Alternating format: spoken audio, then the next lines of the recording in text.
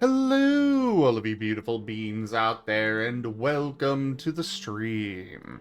I am Zim, and this is Fallout Twin Cities Scar, Season 1, Episode 8, Clearing the Ledger. This is one of our tabletop RPG campaigns being run with our custom SCAR system, or Stories and Creatures in Alternate Realities. This system is available for open playtest on our Discord as well as itch.io. Go take a look at it. Give us feedback. Now. Do it. Right this second. Go check it out. It's free. Go. Do so. Let us know. But for now, this is a Fallout campaign, and we're going to start with introductions. Go for it, Enja. Hello and good day, everyone. I am your storyteller for this evening, Enja Lumareus. I play the allies, I play the enemies, and I orchestrate all manner of events that will be befalling our players today, starting with Dr. Hex. Hello, I am Talterius, and I will be playing one part of the Synth Twins. I'll be playing Hex, the poison metal type synth, who is the mechanic of the group. Well, one of them. The long-lasting mechanic, for when things aren't meant to explode or shatter in spectacular ways. On to Izul. Hey, I'm Gimund, and I'm playing Izul, the Fire Sonic Alligator. I finally got it right for once. Add to the Luecinda. Hello, I am Viv. I will be playing Luecinda, the Astral Shadow Deathclaw. I am the main caster of the group. Totally safely harnessing radiation to do crazy magical nonsense, hopefully in the future, when I'm actually good at magic. On to the next Doctor. Hello, I'm Drunk Dragonair, and I'm going to be playing Dr. RGB, the other half of the Synth Twins, also Metal Poison type, and the medic of the group. Currently happily in his medic tent, doing medic-y things, because medics do medic-y things in medic tents. Who would have thunked? Go ahead, Sprocket. Hi, I'm Okifer, and I play Sprocket, the light and metal type, who definitely doesn't forget to say light and metal 2-3 out of times 3-2-3. I don't have brain damage, I just can't do numbers. Anyway, I like to fix things until they explode, and I'm here to hit people with rebar. On to our scout Venrho, who was last seen fangs deep in the ankle of some poor scribe. Ankle? No, you gotta go for the jugular. It's where, the neck. That's where it'll flow best. The venom, But anyways, I am Zim, and I will be playing as Venrho, the poison earth-type Night Stalker. And Scout. And Snuppy. And Bitey Boy. Snuppy. And for the recap, we'll go with Luecinda. Alright. Let's see if I can remember what all happened properly and in the correct order. Alright, so I believe we started off with everyone but Luecinda chit-chatting and getting food. Generally having a nice, quiet time with some of the other protogens. Whatever they are. While Luecinda was teaching admin Lavinia? Lavinia. Okay. How to do magic.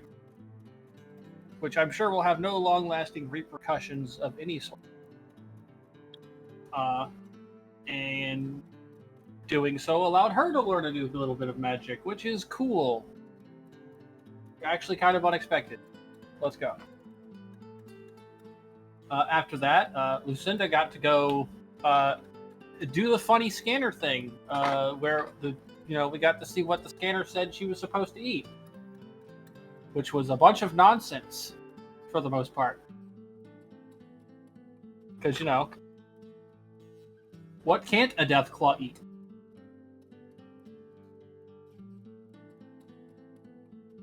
After that, we see what happened after. I believe we talked with one of the little security protogens for a little bit, essentially streamlining our general plan. We got a medical tent set up for Dr. RGB, I think. Yeah, Dr. RGB. He's the Healy one, I think. So he will actually not be doing combat with us, which, you know, hopefully that'll turn out well. Lavinia is apparently going to be being sniper rifling on the roof in a suit of super fancy power armor stuff. And, you know, the sandstorm hit. So it is time to try and drive off the Brotherhood. As long as we can avoid the knights and, you know, everyone that's a higher rank than them, we will probably live. Probably. Unless the dice hate us the way they do Rain, in which case we're... A generous bestowal.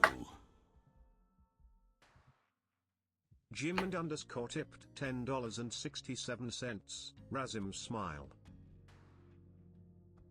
Gimund, thank you very much for that tip. Thank you for the support. That is the first tier of the tip goal completed. Ooh, yay. Alright. Now let's see. After that, so the sandstorm hit. It got pretty bad. And we decided that the best method was for Luecinda, myself, and Venrho to scout ahead a little bit and come from a side entrance to try and pick up the people at the back. You know, the scribes, the tech support, the people who can't really fight that well and are integral to keeping the Brotherhood of Steel camp actually functioning. And hey, would you look at that? We found a couple and attacked.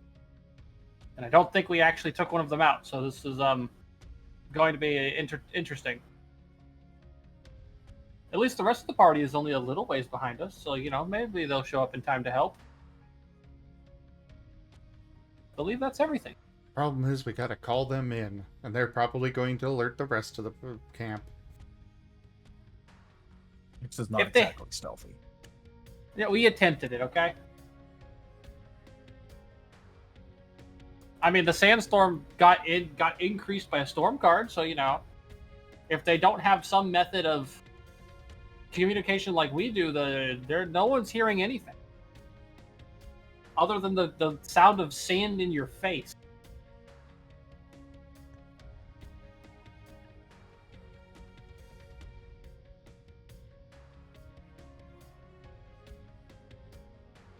Well, if I missed anything, someone can let me know, or add one.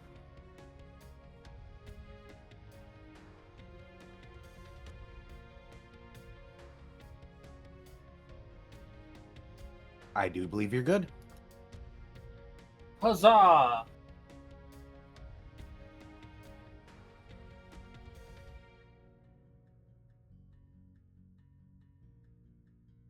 Well, off to you, Enja.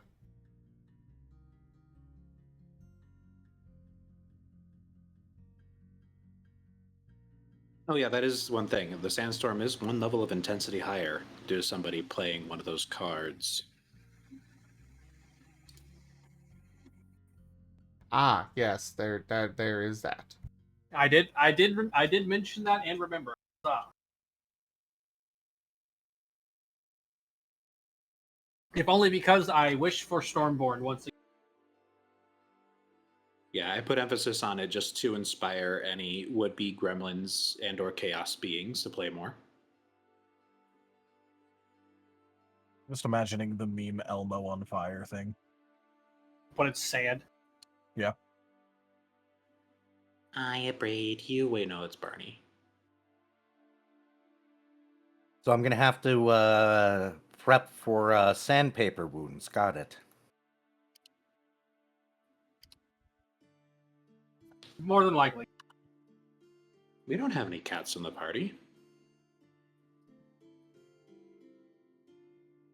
Oh, from the sand, right.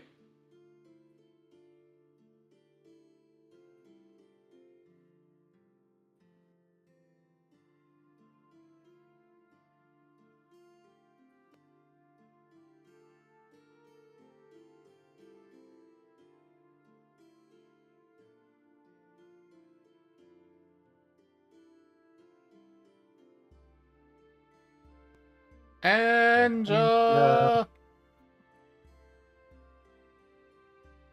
Jinx. Digi.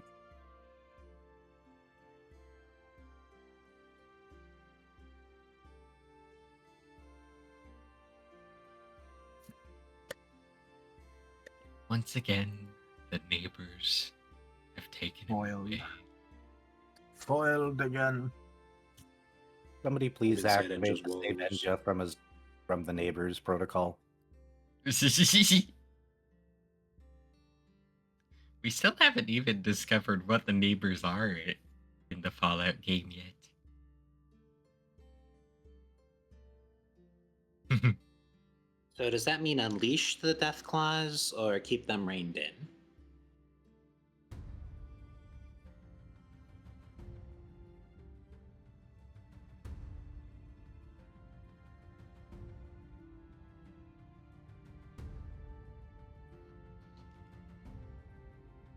We'll get back to you on that. Yippee! I'll keep the death claws to myself then.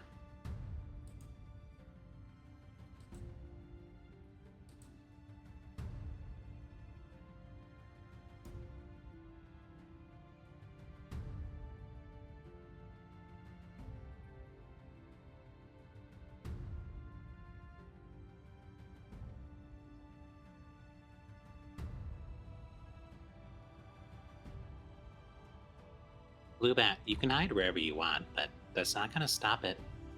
The plushies will get snuggled, and they will squeak.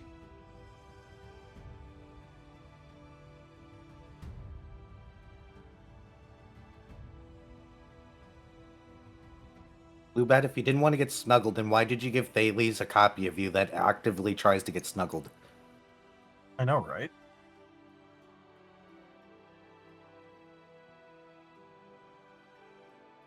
It's really cute how Bluebat's like, no, I'm a plushie, but also runs away, don't snuggle me, but then is also like, snuggle me so much that I squeak. It's the duality of plushies.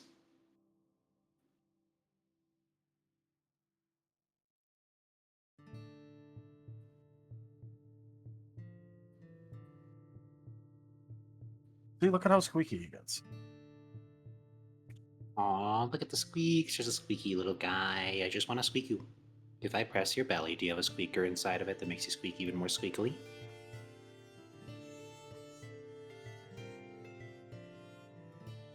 I don't know if it'd be a difference between that and it being a blush button.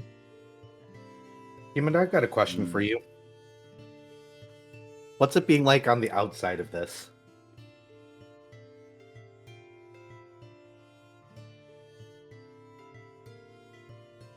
Gimund, you're muted if you don't know. The protocol is active. He might be trying to I say knew that. I was muted. It's just I was numbing food. Gee. I am safe this time.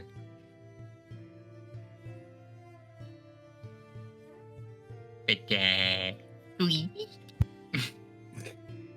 I'm safe this time. Proceeds to do a buoy squeak. A buoy? I feel like saying Gimund is safe from the squeak is a false statement. The squeak is always there, looming, waiting to strike at the slightest provocation. The squeak is their curse, their burden to bear, but it is a burden that brings delight to all around them.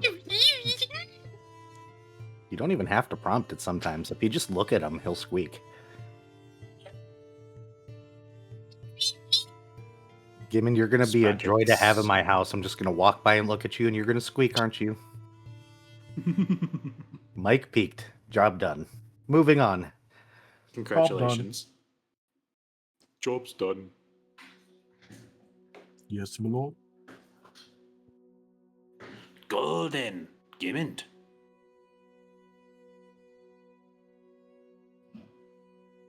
Is the Edja back from the neighbors yet?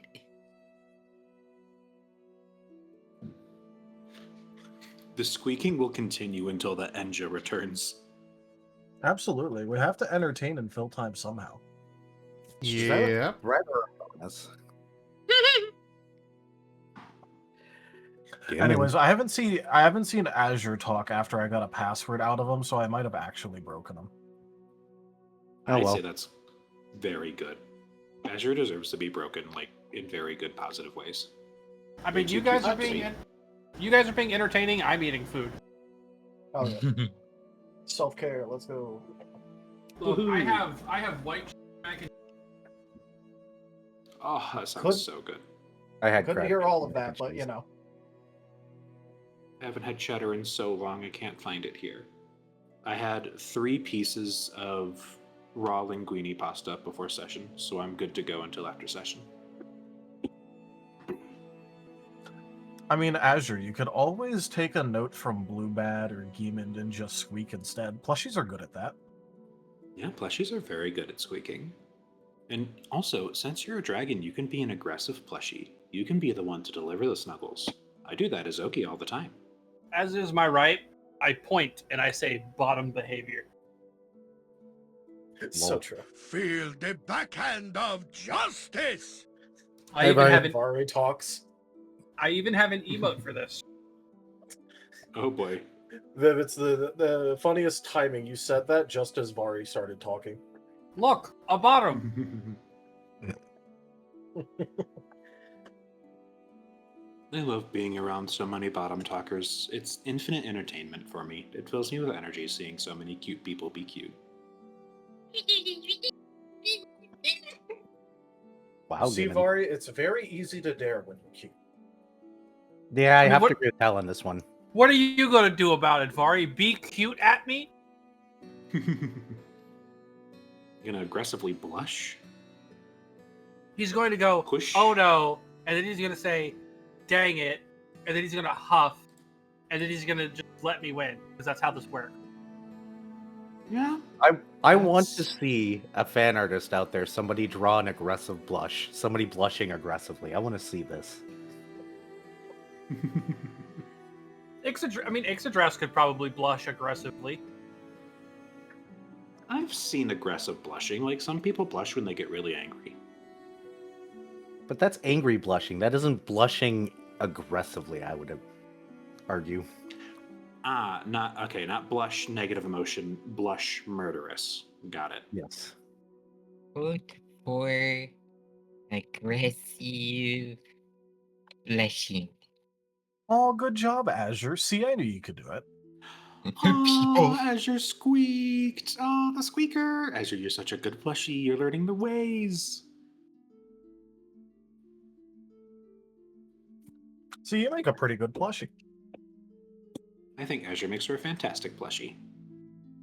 Well, this just means that Azure's going to end up in a pile, and a bunch of dragons are going to pile on top of that pile, and the problem is solved, right? Well, he's Oh, already a that's dragon so plushie, true. so, like, you know. Yeah, just dragon pile. It's just what we do.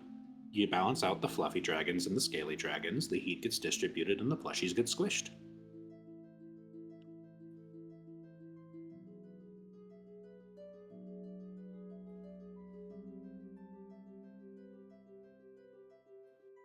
So, like, is Azure plushie, like, normal plushie sized or dragon sized plushie? Because this changes logistics. Depends how bottomy he's being.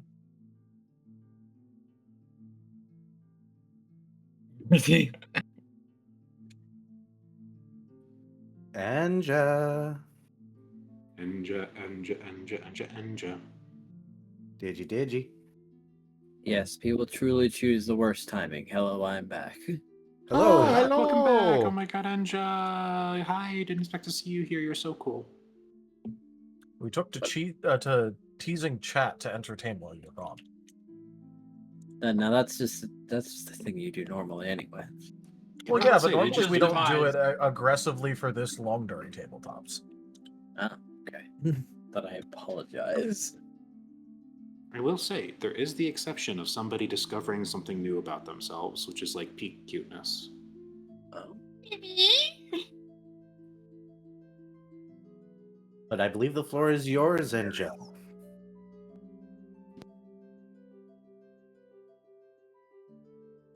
Okay, so shall we continue with the beginnings of combat, or shall we pop back over and see how RGB's doing?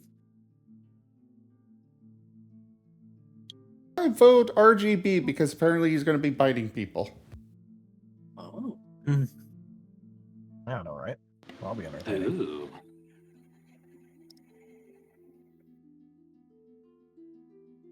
Aggressive medicine applications. well, things aren't quite as quiet as a field doctor might have otherwise hoped from effectively an ambush.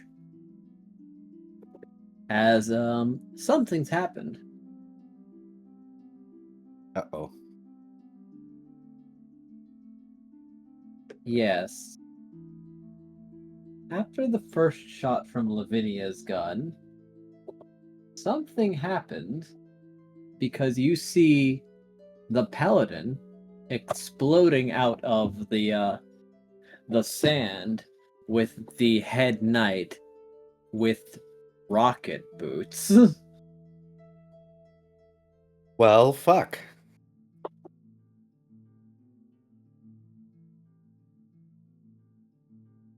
Yes, so that's a little bit of a problem. However, I'd like you to make an appraise check and a lore check.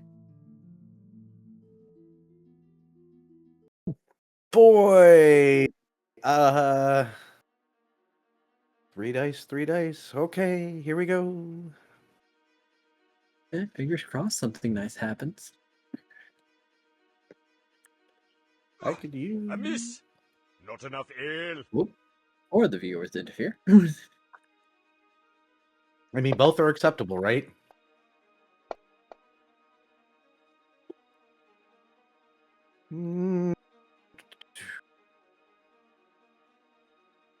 Can't do much with that, so roll again for lore.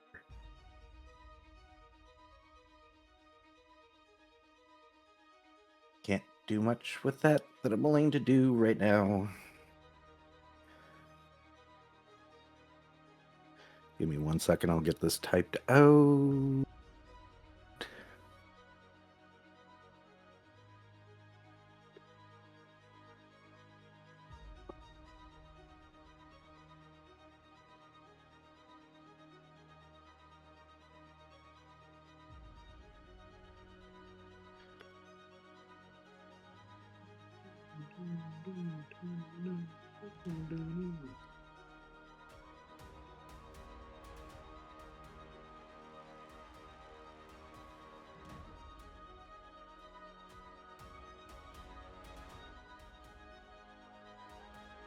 Yeah, 3 for appraise, 1 for lore. Nice. I'll take 3 for 3 dice. Yeah, very good.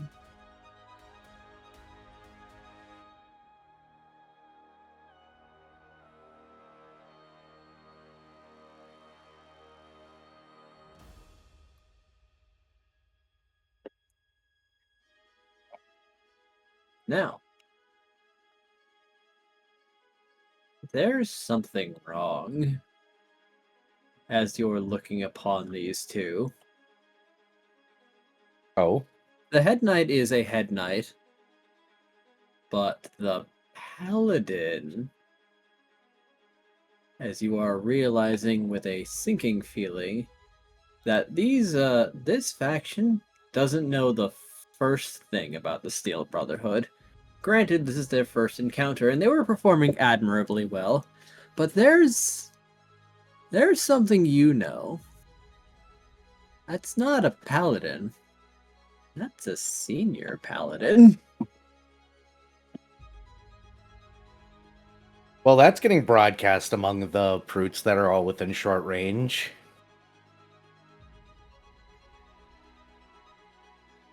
Yeah, I definitely want that paladin nowhere near us. Yeah. And I've got a really dumb question.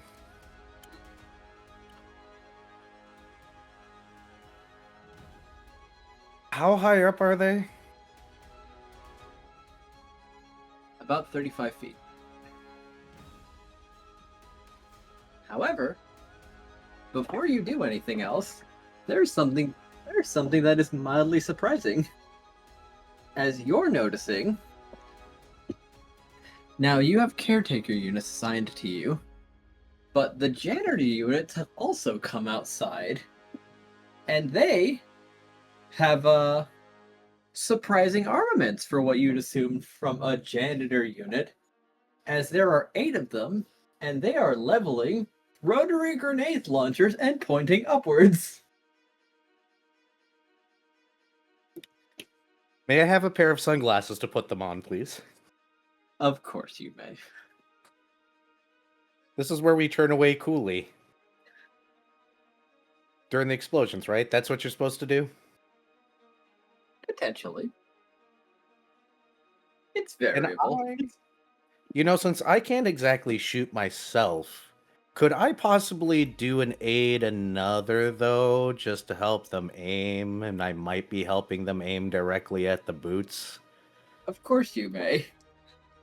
Well, they're getting 2 dice, and if my application of reattachment counts, 3 dice from me. Of course, I am not directly involved. I would never want to hurt anybody, but that guy's don't gotta worry. aiming a little off. Because here's the wonderful thing about these protogens. When possible, every attack is a is a coordinated combo attack. So the paladin, assuming that basically the main attack force had gone in to attack his troops, looks down as he's broken 3 of the sand, thinking he's got a great shot at the lead unit, only to see what he dismissed as cleaning units, all aiming at him with grenade launchers.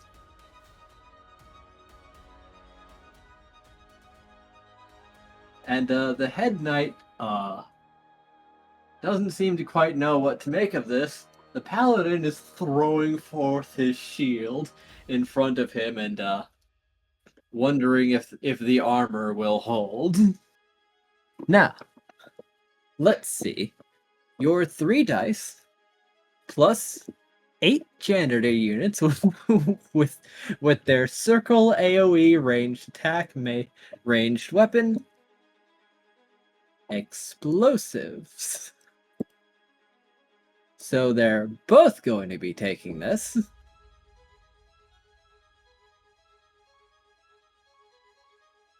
Let's roll some funny dice.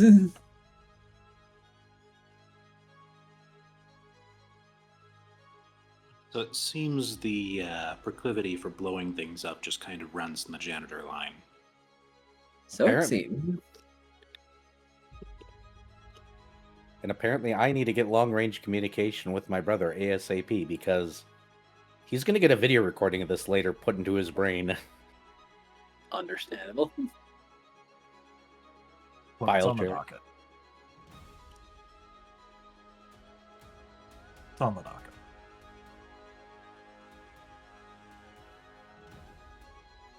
Go forth.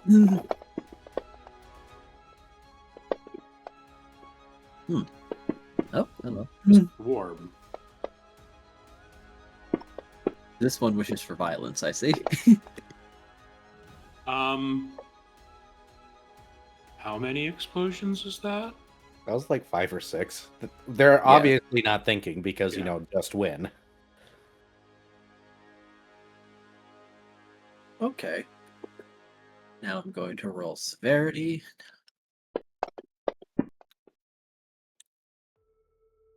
Add.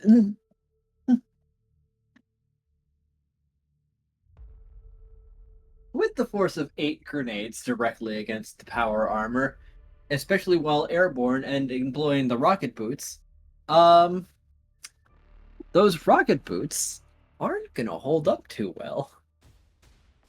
for the head knight.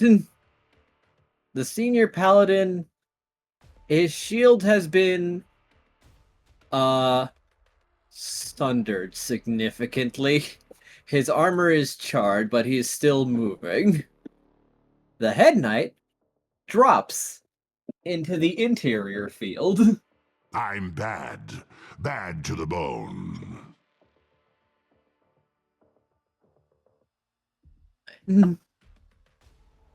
Question is does he get up right away? His armor is sparking and sizzling, and the janitor units are pointing at him until he throws the entire left arm of his power armor off directly into one of the janitor units. And they tumble backward with a very cracked visor. As okay. It's fight time outside the medical tent now.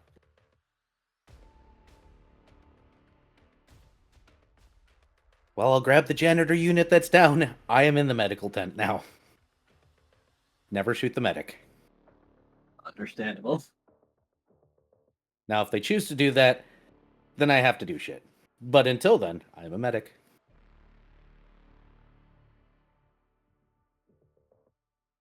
The caretaker units also have armaments, but they are not particularly willing to join the fight unless the situation deems it necessary.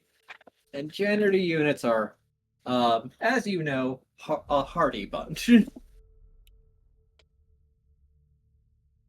As long as we don't get explodified. E.g., please aim.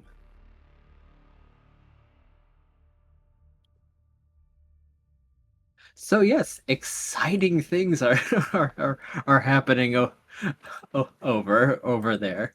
Now, question: should we play this out, or will we bounce back over to the other group? Go ahead and bounce back to the other group. I will be amidst whatever the heck is going on outside my tent. Ah, memories. Yep. This brings back memories.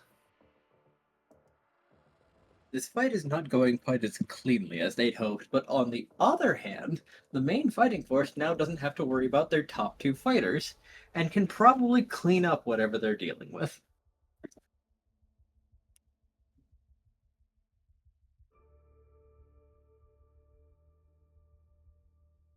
This also means the primary party is not in danger of running into either of these two forces. Bad news. Good for us. Bad news.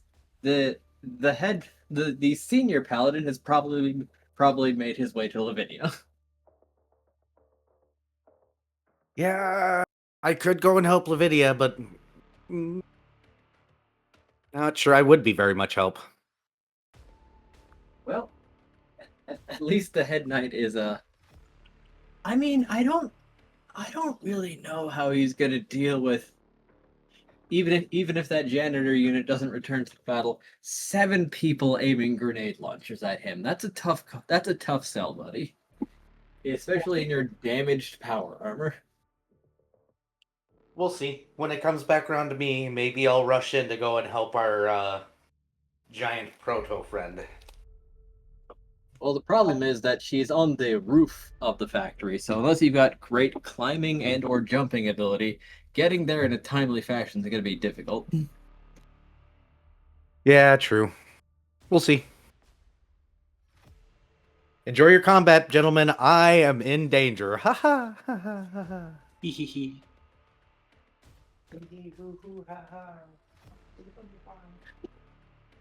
Well, at least the protogens don't really spare costs when it comes to armaments.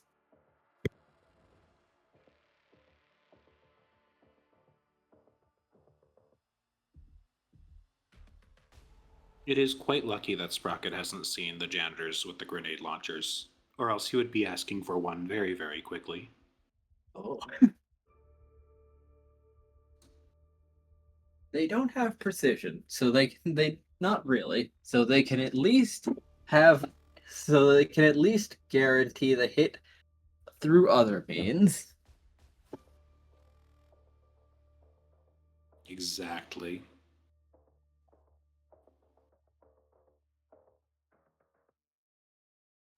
So back over to the other group, who is successfully jumping two squires in the sand. Sandstorm.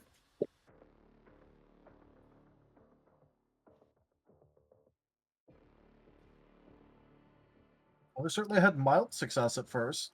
Haven't taken either of them down though. Yeah. Yeah, there was a bite. And a blast. Kaboomba. There was a bite and what was essentially a stab. It would have been slashing damage, but necrotic. So I love guess we should roll instant sepsis. initiatives. Oh, you already rolled initiatives, I believe, last time. Oh, wait, they didn't. Ah. I mean, I Yes, see that roll we have initiative, please. initiatives, but Right, you were the only two that were going because the others were behind. yes. Yep. Not super far behind, just like a tiny bit. Yep. So I suppose the rest roll initiatives to join this battle, I suppose, if you want to. But did I really roll 2 1s? I don't remember it being that bad.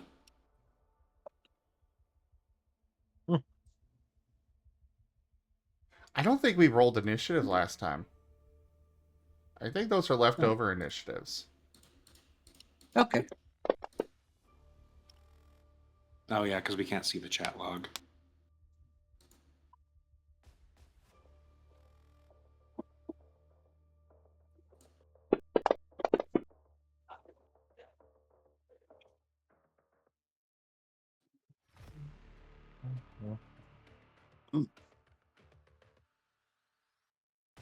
Roll another dice.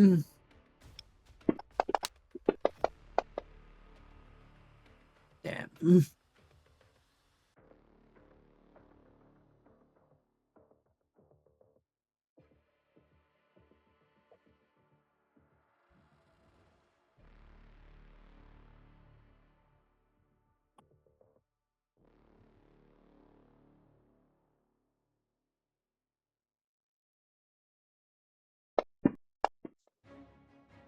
Ew. Roll another dice, Sprocket.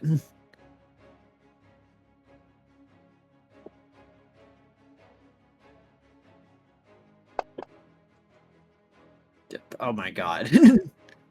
All right.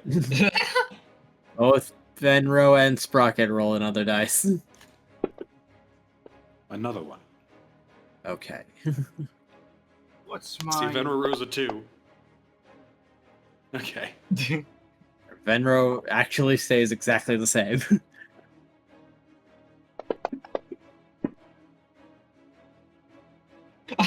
Oh my god. Lucinia. Okay.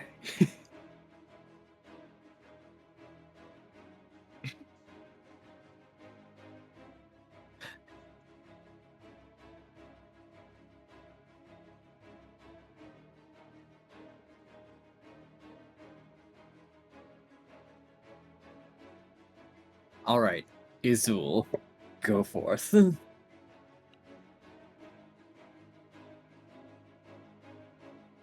have we also entered the combat, or are we just kind of...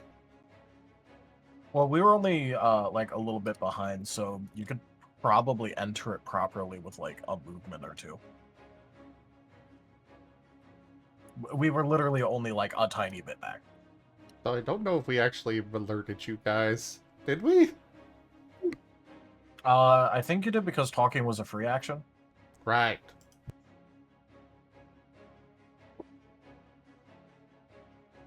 Okay. The Izul will move towards the one of the enemies.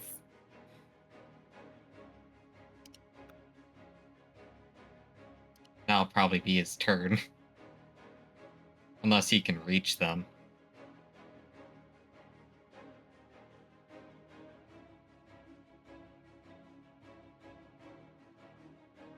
I think it's possible. Because basically you were still moving.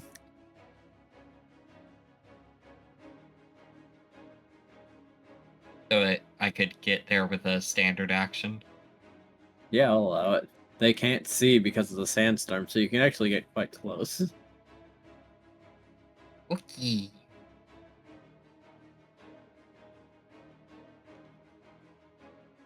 Aizo is going to attempt to hit them with his axe. Oh boy. Says comfortable, so Immediately going murderous. I should have gotten. I did this, but then again, I didn't expect to roll the top initiative. It's early game. It ain't like we're going to have vastly different. Yeah, true.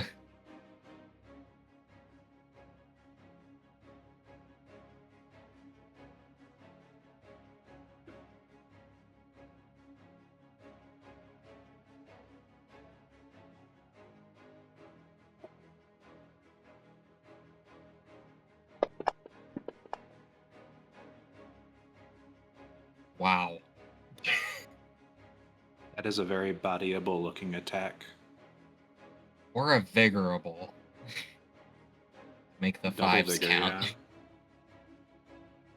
Double vigor on the first attack at combat, not wasteful at all.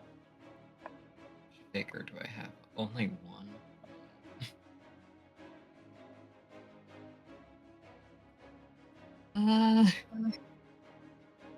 I think I'll attempt a body.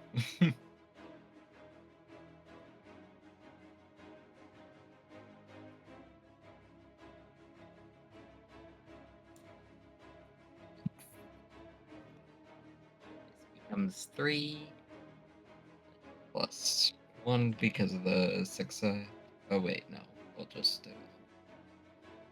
Actually, yeah, plus 1.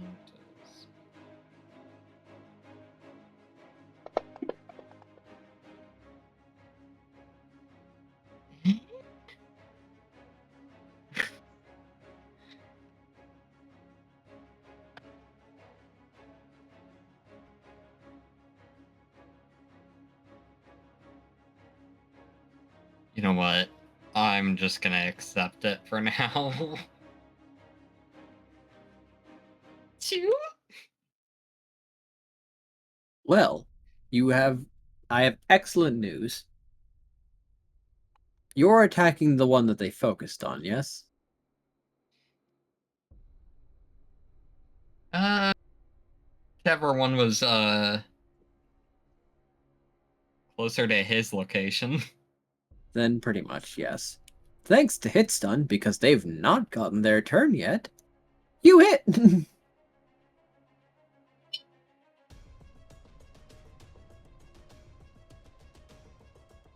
What is their relationship to slashing?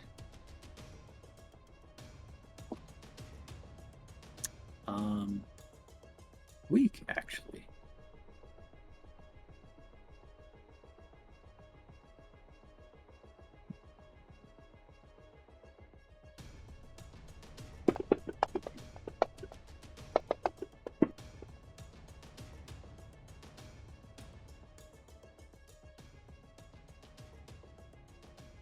Eight physical slashing. Woof. Izul has some pent up rage. My word.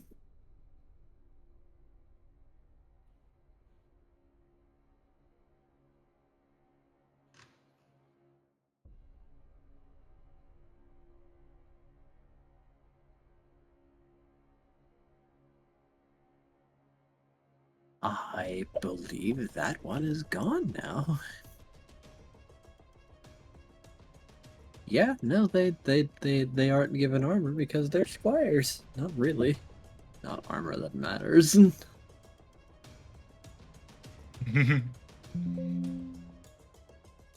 the immortal words of the Fallout show, which is just, we have plenty of squires we can send you. Yes. I guess you could say that he was scribed. Damn. I mean, I could have gone with He the was- word unsubscribed. I'm pretty sure he was written off there.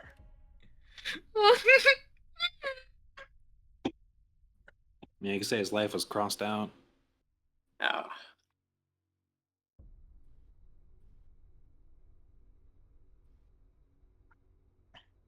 And on to the hex. All right. Well, Hex is just going to broadcast in short range on frequency, just going, please make sure you're out of the way. I am not good at slowing down or being quiet. As he is gonna go ahead and do a charge. He's gonna charge in there.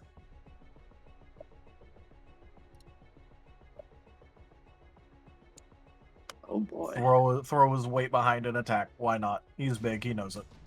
Have at it.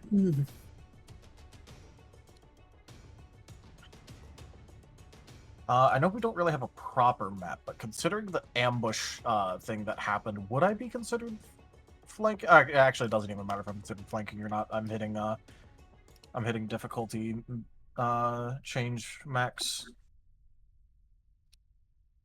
So, whoops, doesn't matter actually.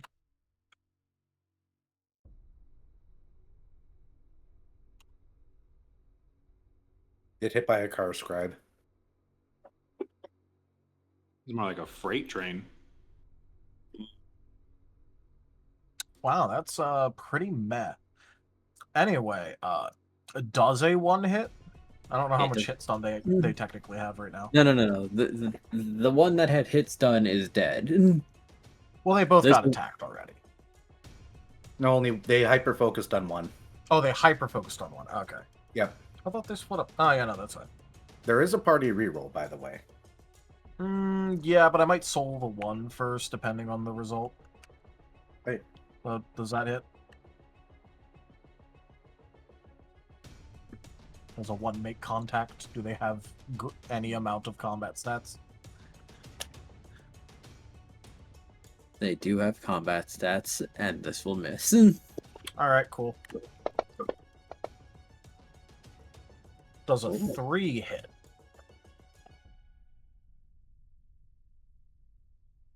Yes. All right, cool. Same relationship with Because- slashing. Because their light armor does not have the flexible trait. And yeah, Nice. still weak to slashing. All right, cool. Can I get any bonus from momentum? You may. Cool. I'll just take like an extra dice then, I guess.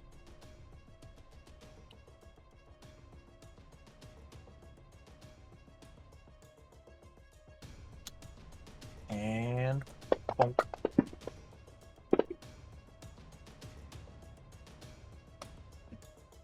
For 8 damage.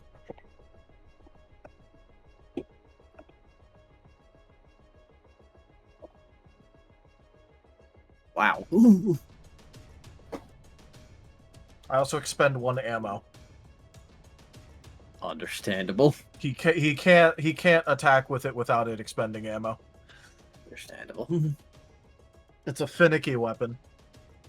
On the other hand, that probably hurt. That probably hurt a lot, actually. And regardless, that is his entire turn. There you go.